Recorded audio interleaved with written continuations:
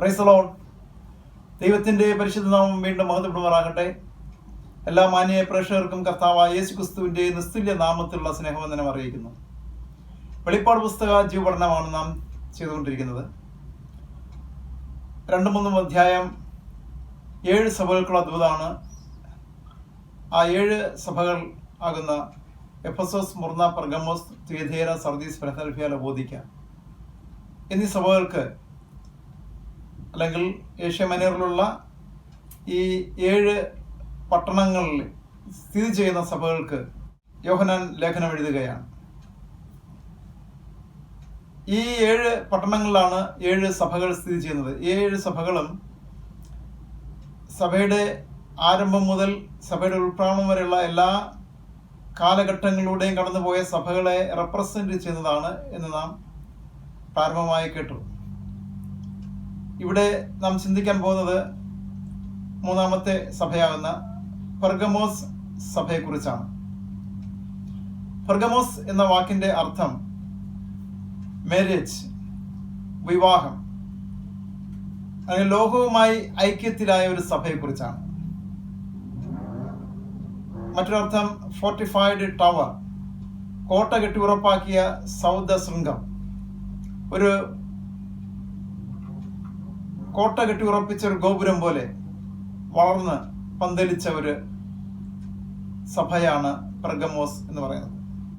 സ്മൃത സഭയെ കുറിച്ച് നാം ചിന്തിച്ചത്, സഭയെ സാത്താൻ ഉപദ്രവിച്ചു. സാത്താന്റെ സ്ട്രാറ്റജിയാണ് നമുക്കിവിടെ കാണാൻ കഴിയുന്നത്.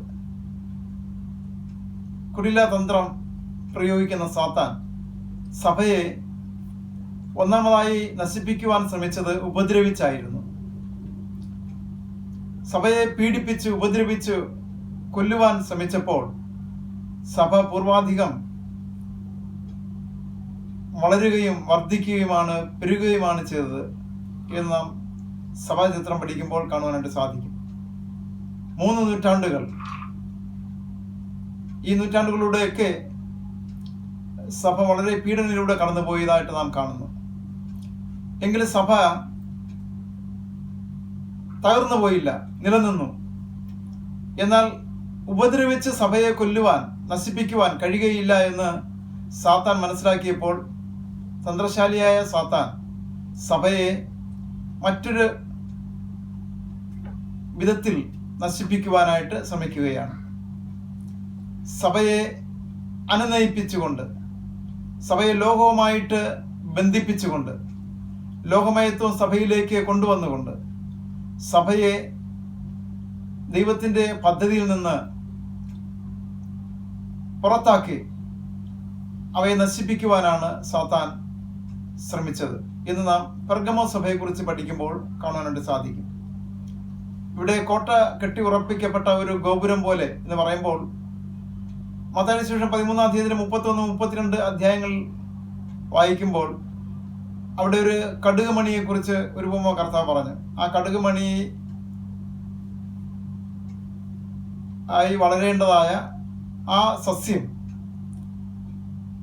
വളർന്ന് പന്തലിച്ച് ഒരു മഹാവൃക്ഷമായി തീർന്ന ഒരു ഉപമയാണ് അവിടെ കാണുന്നത്. കടുക് ഒരു വാർഷിക സസ്യമാണ്. എന്നാൽ ബഹുവാർഷികമായ ഒരു സസ്യമായിട്ട്, ഒരു വൃക്ഷമായിട്ട് ഇവിടെ വളർന്ന് മഹാവൃക്ഷമായി തീർന്നു. അതിൻ്റെ തണലിൽ ദുഷ്ടജന്തുക്കളും ദുഷ്ട മനുഷ്യരുമാണ് വസിക്കുന്നത് എന്ന് നാം കാണുന്നു. കാരണം അത് അസംഭവ്യമായ ഒരു കാര്യമാണ്. കടുക് ഒരു ചെറിയ സസ്യമാണ്. എന്നാൽ അത് സംഭവിക്കാൻ പാടില്ലാത്ത നിലയിൽ അത് വളർന്ന് വലിയതായി. ഇവിടെ ഉപമ നാം പഠിക്കുമ്പോൾ സഭയുടെ അവസ്ഥ റോമൻ കാത്തലിക് ചർച്ചിന്റെ അവസ്ഥയുമായി നമുക്ക് ചിന്തിക്കുവാനായിട്ട് സാധിക്കും. സഭയെ ഉപദ്രവിച്ച് നശിപ്പിക്കുവാൻ കഴിയുകയില്ല എന്ന് സാത്താൻ മനസ്സിലാക്കിയപ്പോൾ സഭയെ ലോകവുമായി ബന്ധിപ്പിക്കുവാനുള്ളതായ ഒരു കുടില തന്ത്രമാണ് പ്രയോഗിച്ചത്. ക്രിസ്ത്യാനിറ്റി എന്നത് ഒരു മാർഗമാണ്. ഒരു മതമല്ല. എന്നാൽ തന്ത്രശാലിയെ സാത്താൻ ഇതിനൊരു മതമാക്കി മാറ്റി. അതിന് സാത്താൻ ഉപയോഗിച്ചത് മഹാനായ ചക്രവർത്തിയായ കോൺസ്റ്റന്റൈൻ അദ്ദേഹത്തെ ഈ മാർഗത്തിലേക്ക് സ്വീകരിച്ചുകൊണ്ടാണ്, വെൽക്കം ചെയ്തുകൊണ്ടാണ്. അദ്ദേഹം ഈ ക്രിസ്തു മാർഗം സ്വീകരിച്ചു. അപ്പോൾ തന്നെ ഒരു ചക്രവർത്തി സ്വീകരിച്ച ആ ഒരു മാർഗം പിന്നീട് മതമായി ആവിഷ്കരിക്കപ്പെടുന്നതാണ് നാം കാണുന്നത്. ലോകത്തിലെ മറ്റു മതങ്ങളെ പോലെ ഒരു മതമായി അറിയത്തക്ക നിലയിൽ അത് മാറുകയുണ്ടായി. ഈ മതത്തിലേക്ക് സകല മനുഷ്യരും ചേക്കേറുവാൻ തുടങ്ങി. കാരണം ചക്രവർത്തിയുടെ സ്വാധീനവും ഒരു ചക്രവർത്തി സ്വീകരിച്ച മതം സ്വീകരിക്കുക എന്നുള്ളൊരു ക്രെഡിറ്റ് എല്ലാവരിലും സംജാതമായി. അതുകൊണ്ട് അനേകരും ഈ ക്രിസ്തു മതത്തിലേക്ക് കടന്നു വരികയുണ്ടായി. നമുക്ക് സഭാചരിത്രം പഠിക്കുമ്പോൾ ഇന്ന് പല സഭകളും പഠിപ്പിക്കുന്നത് കോൺസ്റ്റന്റൈൻ ചക്രവർത്തിയുടെ കാലഘട്ടം എന്ന് പറയുന്നത് സഭയുടെ സുവർണ കാലഘട്ടം എന്നാണ് പഠിപ്പിക്കുന്നത്. അത് സുവർണ കാലഘട്ടമല്ല, സഭയുടെ അധപ്പതനമാണ് എന്ന് നമുക്ക് വേദപുസ്തകം പഠിക്കുമ്പോൾ ഒരു ആത്മീയന് മനസ്സിലാക്കാനായിട്ട് കഴിയും. കാരണം ഒരുവൻ ഒരു വിശ്വാസിയാകുന്നത്, ഒരു ക്രിസ്ത്യാനിയാകുന്നത് വീണ്ടും ജനനമാണ് അതിൻ്റെ ആധാരം. അത് വീണ്ടും ജനനമാണ് അതിൻ്റെ പ്രാരംഭം. എന്നാൽ ഇവിടെ വീണ്ടും ജനനമല്ലായിരുന്നു, രാജാവിൻ്റെ കൽപ്പനയും രാജാവ് സ്വീകരിച്ച മതം സ്വീകരിക്കുവാനുള്ള മനുഷ്യന്റെ വ്യഗ്രതയുമായിരുന്നു. അങ്ങനെ എല്ലാ അനാത്മീയരും എല്ലാ മറ്റു മതങ്ങളെ ഉപേക്ഷിച്ച് ക്രിസ്ത്യാനിറ്റിയിലേക്ക് വന്നു. ക്രിസ്ത്യാനിറ്റിയിൽ ഉത്സവങ്ങളോ ആചാരാനുഷ്ഠാനങ്ങളോ ഒന്നുമില്ല.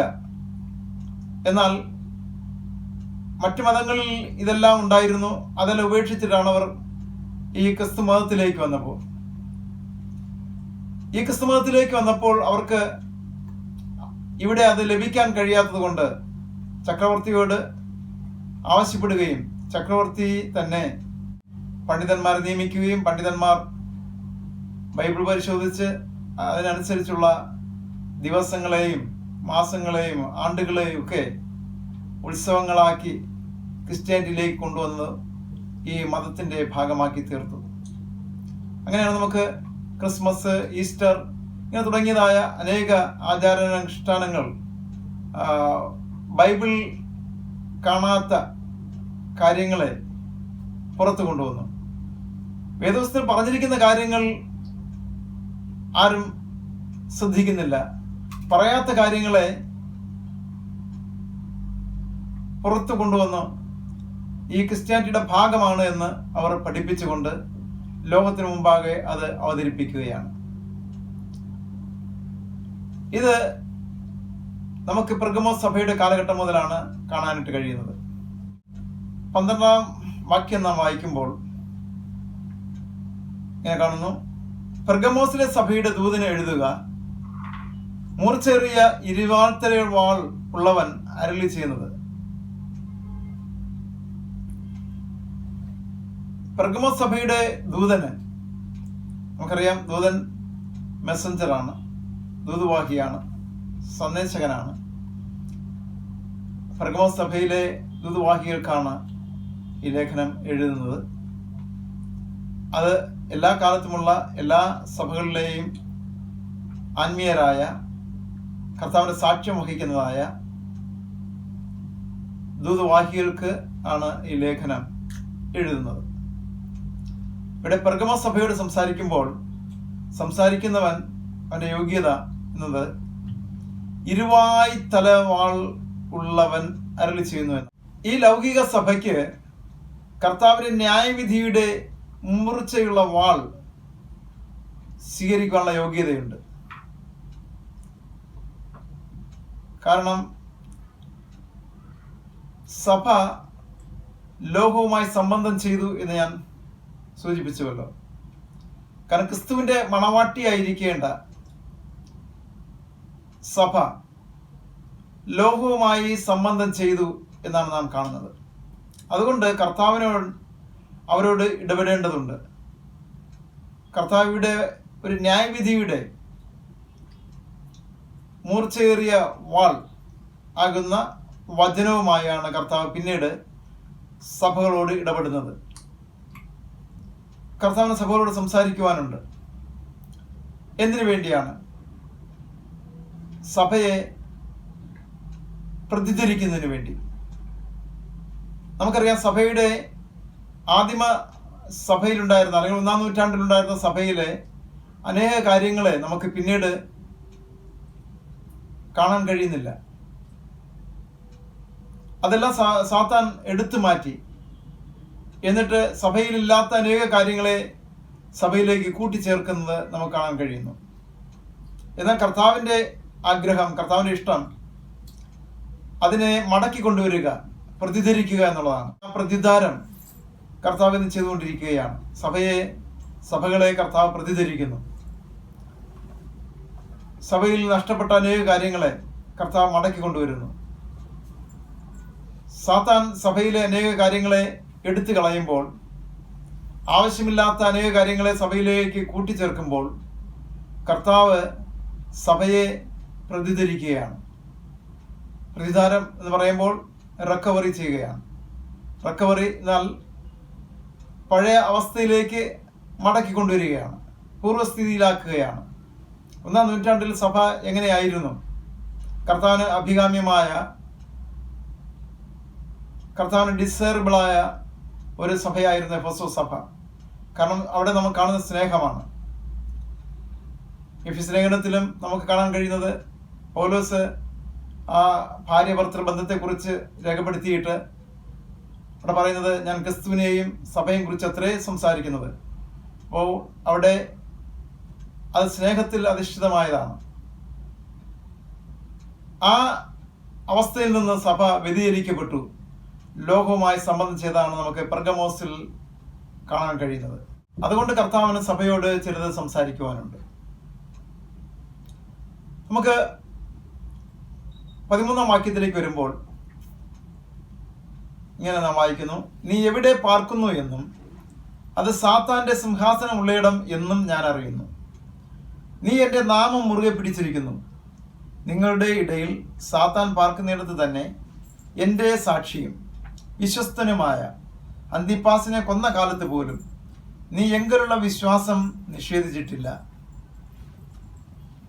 നീ എവിടെ പാർക്കുന്നു എന്നും അത് സാത്താന്റെ സിംഹാസനം ഉള്ളയിടം എന്നും ഞാൻ അറിയുന്നു.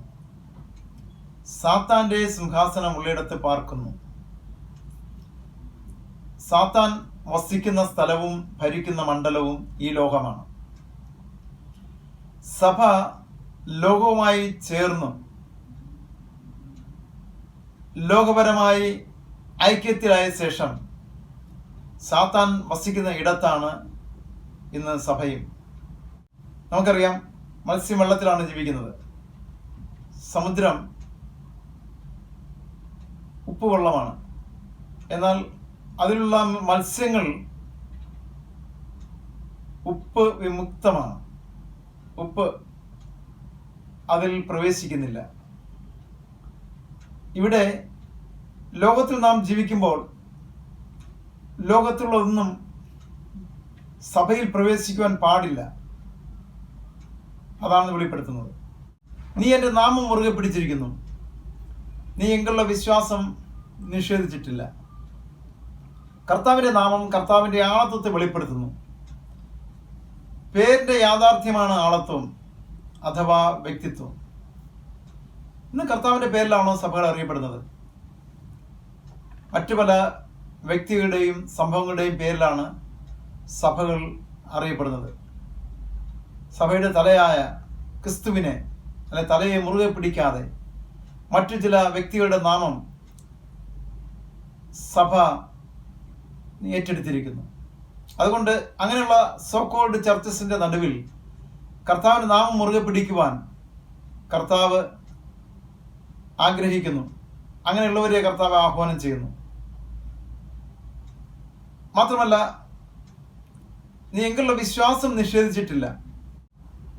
ക്രിസ്തുവിന്റെ ജീവിതവും പ്രവൃത്തിയും അവയിലുള്ള വിശ്വാസം നിഷേധിക്കാത്ത ഒരു കൂട്ടർ സഭയിലുണ്ടായിരുന്നു.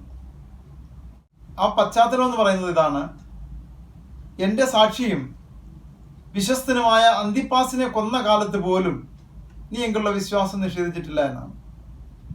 അപ്പോഴും അവർ കർത്താവിൻ്റെ നാമം മുറുകെ പിടിച്ചിരിക്കുന്നു. ഇവിടെ നമുക്ക് ഒരു രക്തസാക്ഷിയെ കാണുവാനായിട്ട് സാധിക്കും. ആന്റിപ്പാസ് അല്ലെങ്കിൽ അന്തിപ്പാസ്. ഗ്രീക്കിൽ അതിൻ്റെ അർത്ഥം എഗനിസ്റ്റ് ഓൾ, സകലത്തിനും എതിര് എന്നാണ്. ലോകപരമായ സഭ കൊണ്ടുവന്നതും പ്രാക്ടീസ് ചെയ്യുന്നതുമായ സകല കാര്യങ്ങളോടും എതിരായിരുന്നു ഈ അന്തിപ്പാസ്. ഈ അന്തിപ്പാസ് കർത്താവിൻ്റെ സാക്ഷിയും വിശ്വസ്തനുമായിരുന്നു. അവൻ്റെ ഒരു മെസ്സഞ്ചർ ആയിരുന്നു, ദൂതനായിരുന്നു, കർത്താവിൻ്റെ ഒരു വിശ്വസ്തനായിരുന്നു. എന്നാൽ സഭയിലെ അനാത്മീയ പ്രവണതകളോട് ഈ ആന്റിപ്പാസ് എതിർത്ത് നിന്നു. അതുകൊണ്ട് തന്നെ ഈ ലോകത്തിലെ സഭ അവനെ കൊല്ലുകയുണ്ടായി. അവനെ കൊന്നു. അവൻ രക്തസാക്ഷിയായി. എക്കാലത്തും സത്യത്തിന് വേണ്ടി നിലകൊള്ളുന്ന, സത്യത്തെ സംസാരിക്കുന്ന വ്യക്തികൾക്ക് ഉപദ്രവമുണ്ട്. അവരെ കൊല്ലുവാൻ സഭ പോലും മുതിരുന്നത് സഭ പിശാചിന്റെ അല്ലെ സാത്താന്റെ കരങ്ങളിൽ അകപ്പെട്ടതുകൊണ്ടാണ്. ലോകമയത്വം സഭയിലേക്ക് വന്നതുകൊണ്ടാണ്. ലോകത്തിലുള്ള അനാത്മീയ പ്രവർത്തനങ്ങൾ സഭയിൽ കാണുമ്പോൾ അവയെ വചനപ്രകാരം പലപ്പോഴും വ്യക്തികളിലൂടെ കർത്താവ് ചോദ്യം ചെയ്യും. എന്നാൽ ആ വ്യക്തികളെ സഭ നിഷേധിക്കുകയാണ് ചെയ്യുന്നത്, തള്ളിക്കളയുകയാണ് ചെയ്യുന്നത്. വേണമെങ്കിൽ അവരെ ഉപദ്രവിക്കുകയും കൊല്ലുകയും ചെയ്യും. അന്തിപ്പാസിന് സംഭവിച്ച അതേ കാര്യം തന്നെയാണ്. പക്ഷേ കർത്താവ് അവന് സാക്ഷ്യം പറയുന്നു, അവൻ കർത്താവിൻ്റെ സാക്ഷിയും വിശ്വസ്തനുമാണ് എന്ന്. അതുകൊണ്ട് അന്തിപ്പാസ് ഒരു രക്തസാക്ഷിയായി തീർന്നു. നമുക്ക് 14-ാം വാക്യത്തിലേക്ക് വരുമ്പോൾ, എങ്കിലും നിന്നെക്കുറിച്ച് കുറഞ്ഞൊരു കുറ്റം പറവാനുണ്ട്. ഇസ്രായേൽ മക്കൾ വിഗ്രഹാർപ്പിതം തിന്നേണ്ടതിനും ദുർനടപ്പ് ആചരിക്കേണ്ടതിനും അവരുടെ മുമ്പിൽ ഇടർച്ച വെപ്പാൻ ബാലാക്കിന് ഉപദേശിച്ചു കൊടുത്ത ബിലയാമിന്റെ ഉപദേശം പിടിച്ചിരിക്കുന്നവർ അവിടെ നിനക്കുണ്ട്. മതങ്ങൾ അല്ലെ സഭ മതമായി മാറിയപ്പോൾ ക്രിസ്തുവിനെ അനുഭവിക്കുന്നതിന് പകരം അവർ ഉപദേശങ്ങളിലേക്ക് തിരികുകയുണ്ടായി. ഉപദേശങ്ങൾ, അതുകൊണ്ട് തന്നെ വ്യത്യസ്തങ്ങളായ ഉപദേശങ്ങൾ വ്യത്യസ്തങ്ങളായ സഭകളെ ഉളവാക്കി. വ്യത്യസ്തങ്ങളായ സഭകൾ വ്യത്യസ്തങ്ങളായ ഉപദേശങ്ങളെ കൊണ്ടുവന്നു. അങ്ങനെ സഭകളിൽ നിന്ന് വ്യത്യസ്തങ്ങളായി പെരുകിക്കൊണ്ടിരിക്കുകയാണ്. വചനത്തിൽ നിന്ന് വളരെ വ്യത്യസ്തമായ നിലവാരത്തിൽ സഭകൾ ലോകപ്രകാരം വളരുകയാണ്. എന്നാൽ കർത്താവിന് ആവശ്യം കർത്താവിനെ ആസ്വദിക്കുകയും അവനെ ജീവനായി അവനെ കൈക്കൊള്ളുകയും അവനെ അനുഭവിക്കുകയും അവനെ ആസ്വദിക്കുകയും അവനെ ആവിഷ്കരിക്കുകയും ചെയ്യുന്നതായ കൂട്ടങ്ങളെയാണ് കർത്താവിന് ആവശ്യം. ഇവിടെ നാം കാണുന്നത് ബിലയാമിന്റെ ഉപദേശമെന്നാണ്. അവന് ലക്ഷ്യം ഇതാണ്: ഇസ്രായേൽ മക്കൾ വിഗ്രഹാർപ്പിതം തിന്നേണ്ടതിനും ദുർനടപ്പ് ആചരിക്കേണ്ടതിനും അവരുടെ മുമ്പിൽ ഇടർച്ച വെപ്പാൻ ബാലാക്കിന് ഉപദേശിച്ചു കൊടുത്ത ബിലയാമിന്റെ ഉപദേശം. ഇസ്രായേൽ ജനം മിസ്രൈമിൽ നിന്ന് വിടുതൽ പ്രാപിച്ച് ചെങ്കടൽ കടന്ന് മരുഭൂമി യാത്രയിൽ ആയിരിക്കുമ്പോൾ ദൈവം അവരോട് കൂടെ ഇരുന്ന് പല രാജ്യങ്ങളുടെയും സമീപത്തൂടെയാണ് ഇസ്രായേൽ ജനം സഞ്ചരിക്കുന്നത്. എന്നാൽ മോവാബ്യ രാജാവായ ബാലാക്ക് ഇസ്രായേൽ ജനത്തിന്റെ വരവിനെ കുറിച്ച്, യാത്രയെക്കുറിച്ച് കേട്ടു. അവർ യാത്ര ചെയ്യുന്ന സ്ഥലങ്ങളിൽ അവർക്കുണ്ടാകുന്ന എതിർപ്പുകളെ ദൈവം തന്നെ അത് മാറ്റിക്കൊടുത്ത് അവരുടെ പ്രയാണം മുന്നോട്ട് പോകുന്നതായിട്ട് നമുക്ക് കാണാൻ കഴിയും. എന്നാൽ ഇവിടെ ബാലാക്ക് രാജാവ് അവരുടെ വരവിനെ അവരുടെ സമീപത്തൂടെ കടന്നു പോകുമ്പോൾ ഒരുപക്ഷെ ഈ ബാലാക്ക് രാജാവിനെയും മോവാബിനെയും പരാജയപ്പെടുത്തുമോ എന്നുള്ള പരാജയ ഭീതി ഉണ്ടായതുകൊണ്ട് ഈ ജനത്തെ ഉന്മൂലനം ചെയ്യുവാൻ താൻ ഹൃദയത്തിൽ തീരുമാനിച്ചു. അതിന് അവന് കഴിയുകയില്ല എന്നും അവനറിയാം. കാരണം ഇവർ ഒരു പ്രമാണമുള്ള ജനമാണ്, ദൈവത്തിന്റെ ജനമാണ്, ദൈവമാണ് അവരെ നയിച്ചു കൊണ്ടുവരുന്നത്. ആ ദൈവത്തിന്റെ ഇഷ്ടമനുസരിച്ച് ജീവിക്കുന്ന ആ ജനത്തെ ആർക്കും ഉപദ്രവിക്കുവാനോ നശിപ്പിക്കുവാനോ കഴിയുകയില്ല എന്ന് ബാലാക്ക് രാജാവിന് അറിയാമായിരുന്നു. അതുകൊണ്ട് അവന്റെ മനസ്സിൽ വന്നൊരു കാര്യം, എങ്ങനെയെങ്കിലും ഈ ജനം നശിച്ചു കാണണം. അതിനൊരു വഴിയേ ഉള്ളൂ, ഈ ജനം ശാപഗ്രസ്തരായി മാറണം, അല്ലെങ്കിൽ അവരെ ശപിക്കണം. അതിന് പറ്റിയ ഒരാളെ കണ്ടെത്തുക എന്നതായിരുന്നു അടുത്ത ലക്ഷ്യം. അങ്ങനെ അന്വേഷിച്ചപ്പോൾ ബിലയാം എന്ന ഒരു പ്രവാചകനെ കുറിച്ച് കേട്ടു. ആ ബിലയാമിന് കൂലി കൊടുത്തു, എങ്ങനെയെങ്കിലും ഈ ജനത്തെ ശപിക്കുവാനായിട്ട് അദ്ദേഹത്തോട് ആവശ്യപ്പെട്ടു. എന്നാൽ ബിലയാം ദൈവത്തോട് ആലോചന ചോദിച്ചു, പക്ഷെ ദൈവം അവന് വിലക്കി. എന്നാൽ അവന്റെ പ്രതിഫലം ഏറിയപ്പോൾ അവൻ ദൈവത്തിന്റെ വാക്കുകളെ അനുസരിക്കാതെ ഈ ദൈവത്തിന്റെ ജനത്തെ ശപിക്കുവാനായിട്ട് പോവുകയാണ്.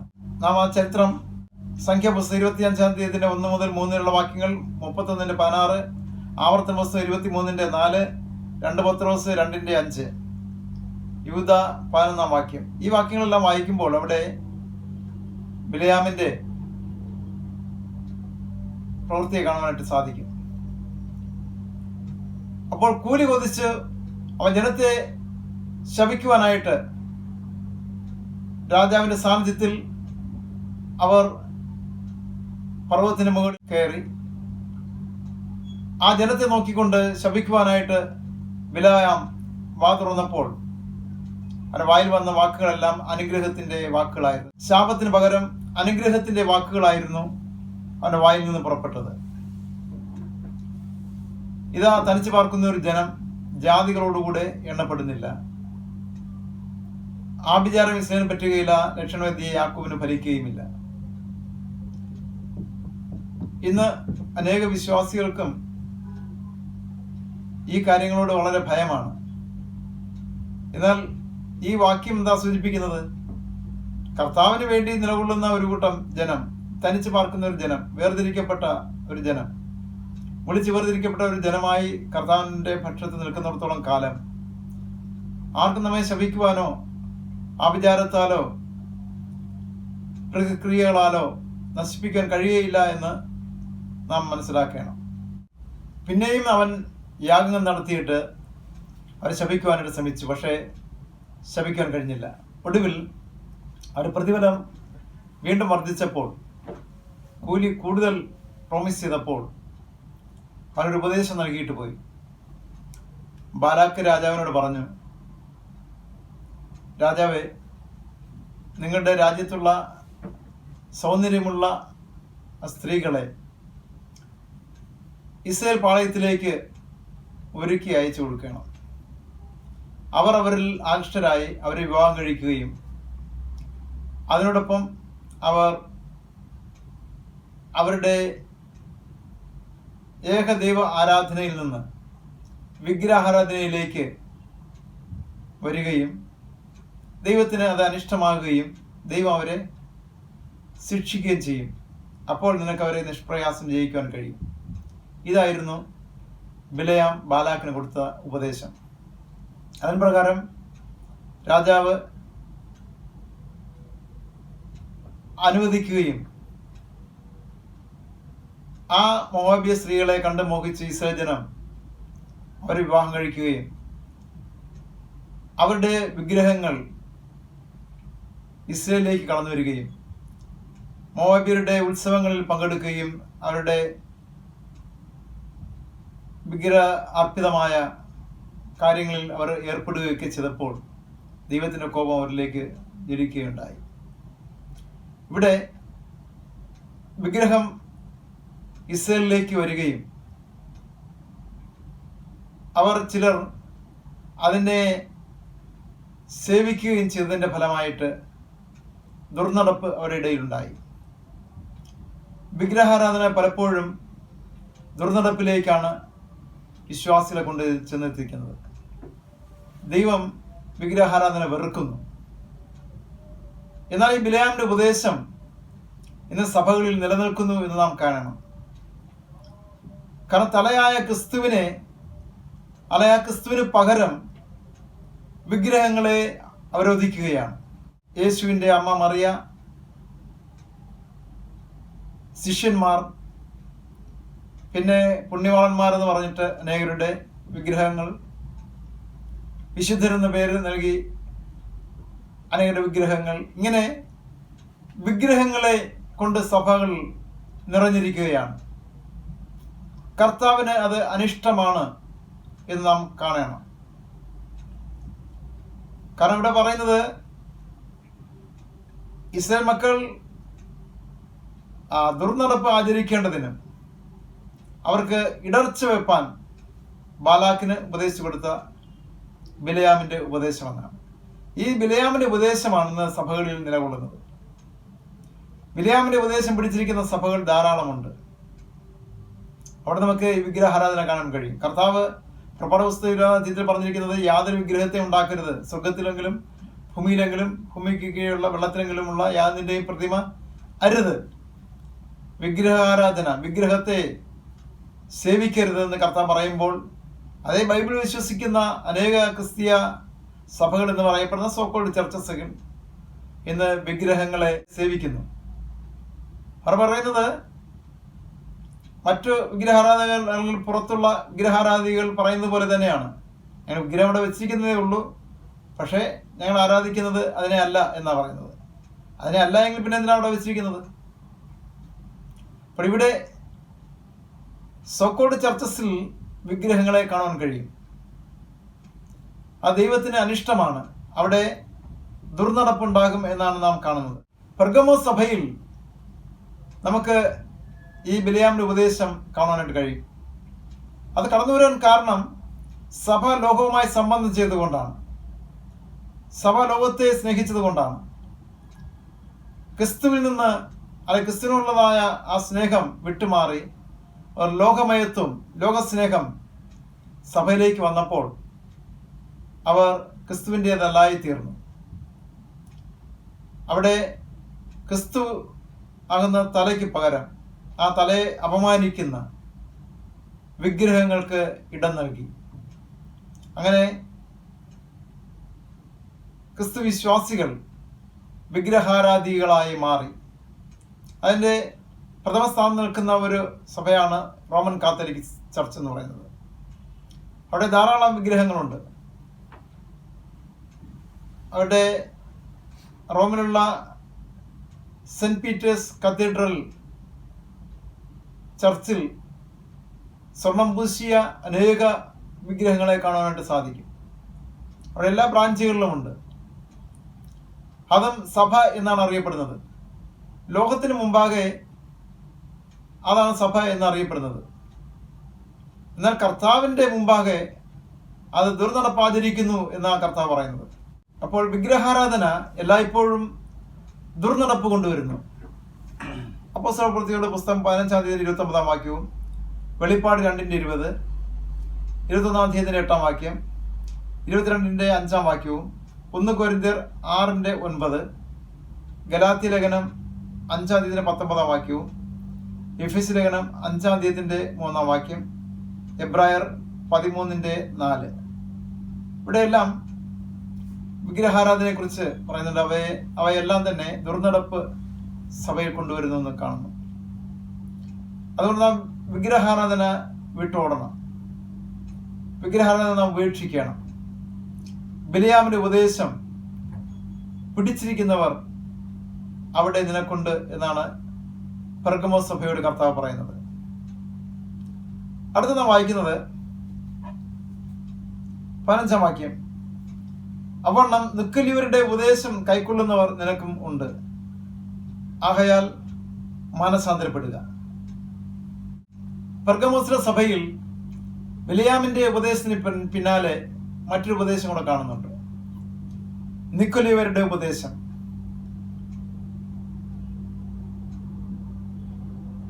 ബിലിയാമിന്റെ ഉപദേശം ക്രിസ്തുവാകുന്ന തലയെ അപമാനിക്കുമ്പോൾ, നിക്കോലിയയുടെ ഉപദേശം ക്രിസ്തുവിന്റെ ശരീരമായ സഭയുടെ ഫംഗ്ഷനെ ശിഥിലീകരിക്കുന്നു. ഇതാണ് പിശാചിന്റെ മറ്റൊരു തന്ത്രം. എഫെസോസ് സഭയോട് കർത്താവ് പറയുന്നത്, നിക്കോലിയയുടെ നടപ്പ് നീ പകയ്ക്കുന്നു എന്നൊരു നന്മ നിനക്കുണ്ട് എന്ന് 6-ാം വാക്യത്തിൽ കാണുന്നു. നിക്കോലിയവർ അവരുടെ പ്രവേശനം ഒരു സമ്പ്രദായം ആദിമ സഭയിലേക്ക് കൊണ്ടുവരികയാണ്. എന്നാൽ പെർഗമോസ് സഭയിലേക്ക് വരുമ്പോൾ അത് ഉപദേശമായി മാറുന്നു എന്ന് നാം കാണുന്നു. എന്താണ് നിക്കോലിയയുടെ ഉപദേശം? 2 വാക്കുകളാണ് ഗ്രീക്കിലുള്ളത്. അത് ചേർന്നൊരു വാക്കാണ് നിക്കലാവോസ്. നിക്കാവോ ആൻഡ് ലാവോസ്, ഈ 2 വാക്കുകളാണ്. നിക്കാവോ എന്ന് പറഞ്ഞാൽ കീഴടക്കുക,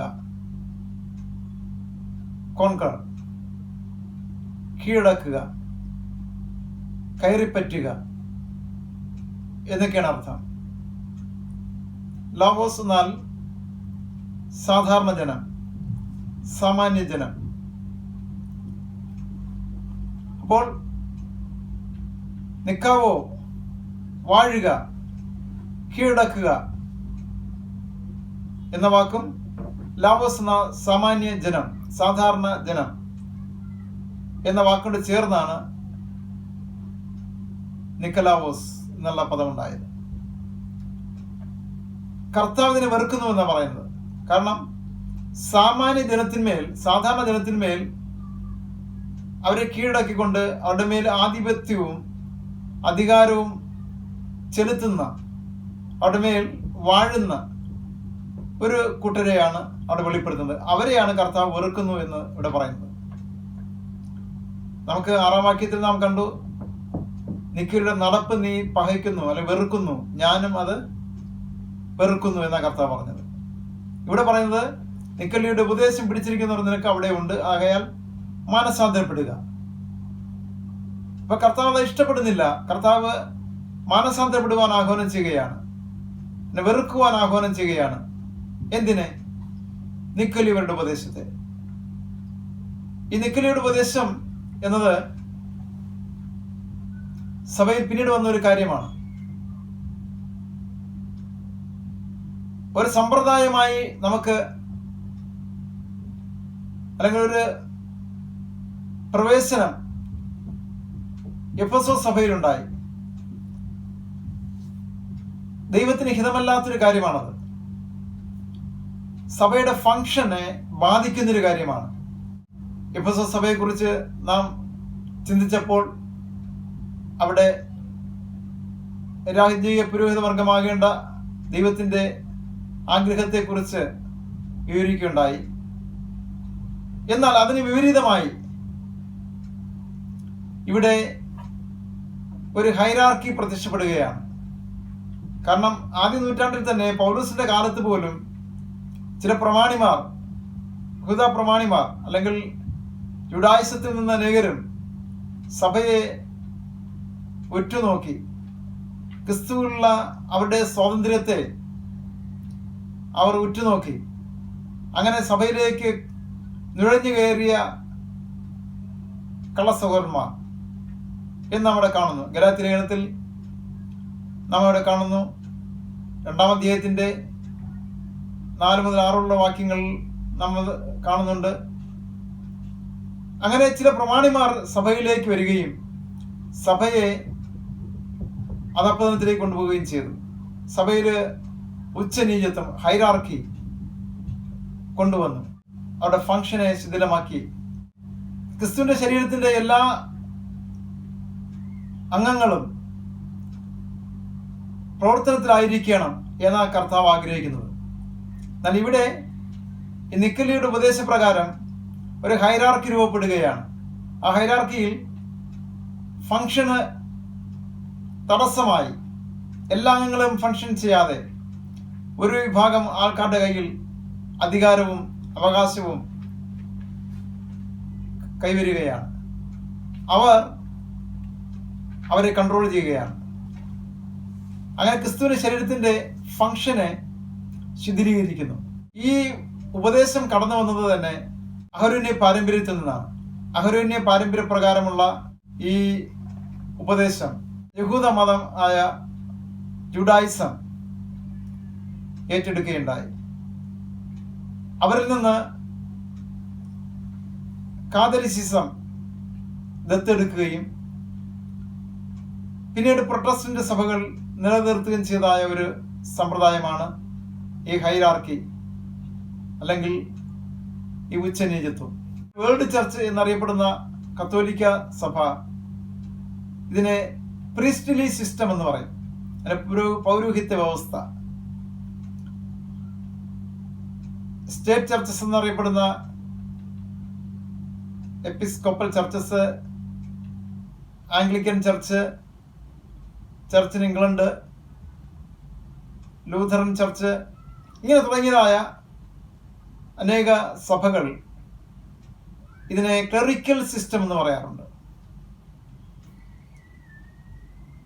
പിന്നീട് മറ്റു പ്രൊട്ടസ്റ്റന്റ് സഭകൾ അല്ലെങ്കിൽ ഇൻഡിപെൻഡന്റ് ചർച്ചസ് എന്നറിയപ്പെടുന്ന evangelical churches, Presbyterian churches, Pentecostal churches, അതിൻ്റെ ആഭ്യന്തര വിഭാഗങ്ങൾ, ഇവയെല്ലാം ഇതിനെ പാസ്റ്ററൽ സിസ്റ്റം എന്ന് പറയാറുണ്ട്. തത്വത്തിൽ ഈ മൂന്ന് സിസ്റ്റവും ഒന്ന് തന്നെയാണ്. പ്രീസ്റ്റ്ലി സിസ്റ്റവും ക്ലറിക്കൽ സിസ്റ്റവും പാസ്റ്ററൽ സിസ്റ്റവും ഒന്ന് തന്നെയാണ്. ഇതിലെല്ലാം ഹൈറാർക്കി ഉണ്ട്. ഈ ഹൈറാർക്കിയാണ് കർത്താവ് വെറുക്കുന്നു എന്ന് പറഞ്ഞത്. അതൊരു ഉപദേശമായി മാറി.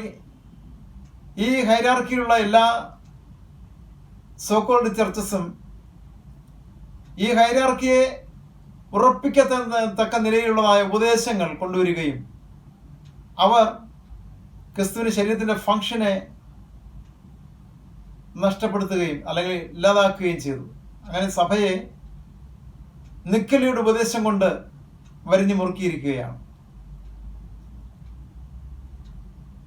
അതുകൊണ്ട് കർത്താവ് പറയുന്നത്, നീ മാനസാന്തരപ്പെടുക.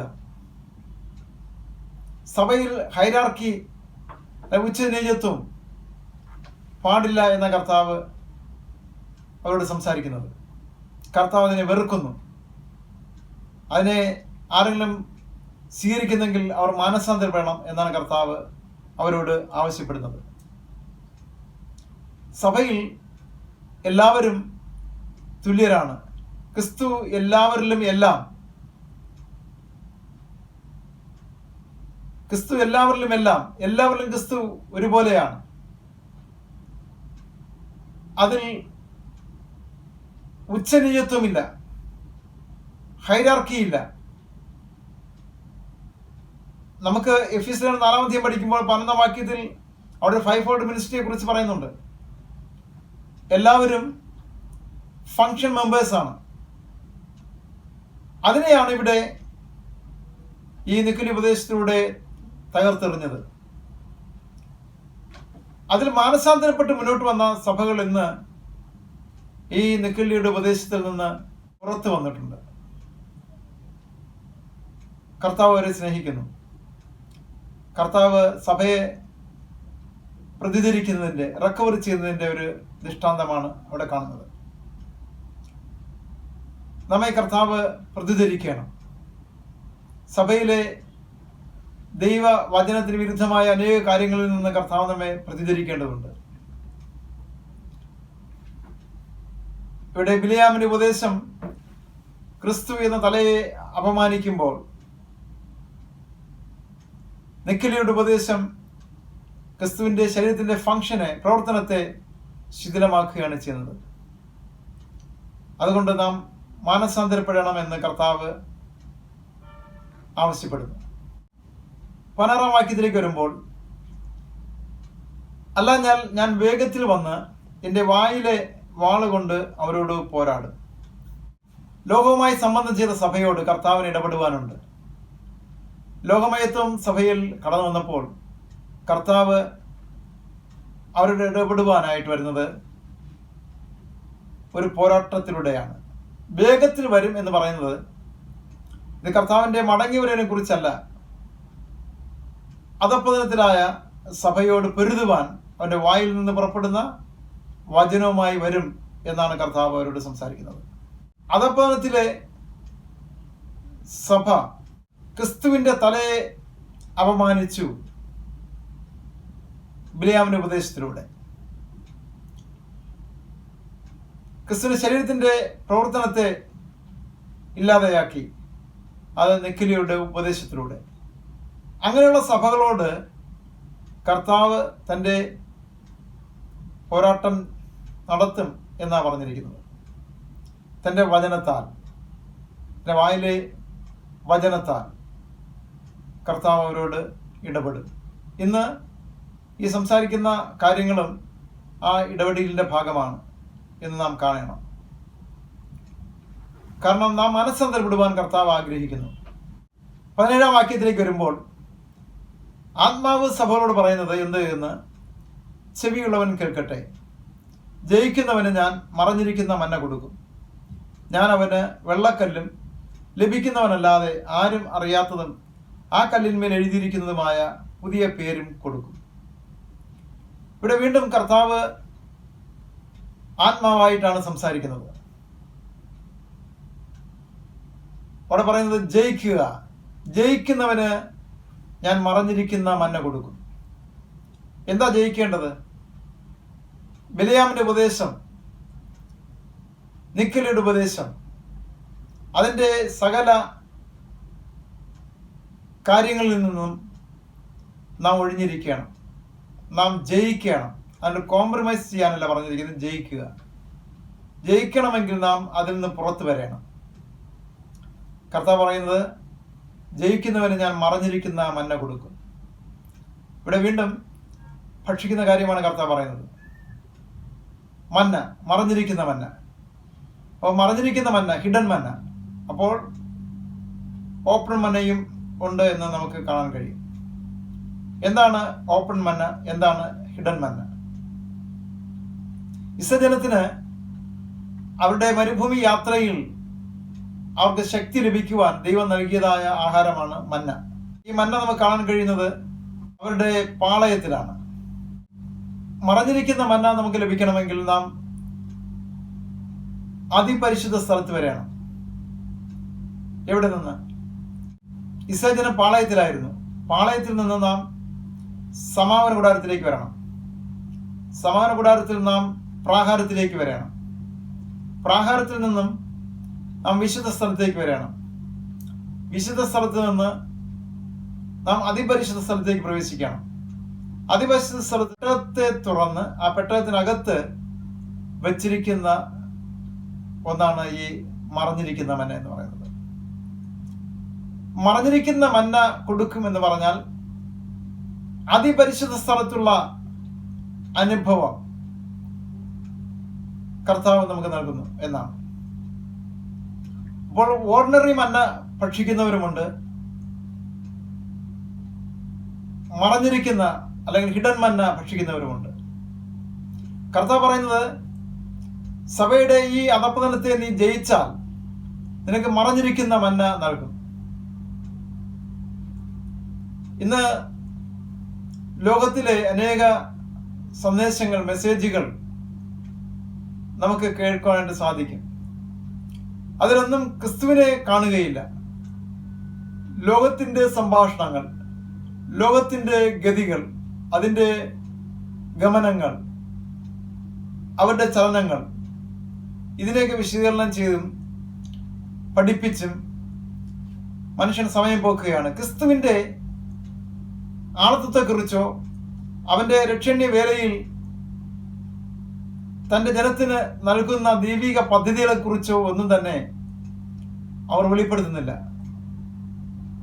ആ മറഞ്ഞിരിക്കുന്ന മന്ന അവർക്ക് ലഭിക്കുന്നില്ല. ക്രിസ്തുവിൻ്റെ ദൗത്യത്തിലൂടെ താൻ നേടിയതായ തൻ്റെ ജനത്തിന് ലഭിക്കുന്നതായ ഏറ്റവും ശ്രേഷ്ഠമായ ആ അവസ്ഥകളെക്കുറിച്ച് വചനപ്രകാരം നമുക്ക് വിവരിക്കുവാനും വെളിപ്പെടുത്തി തരുവാനും കർത്താവിന് കഴിയും.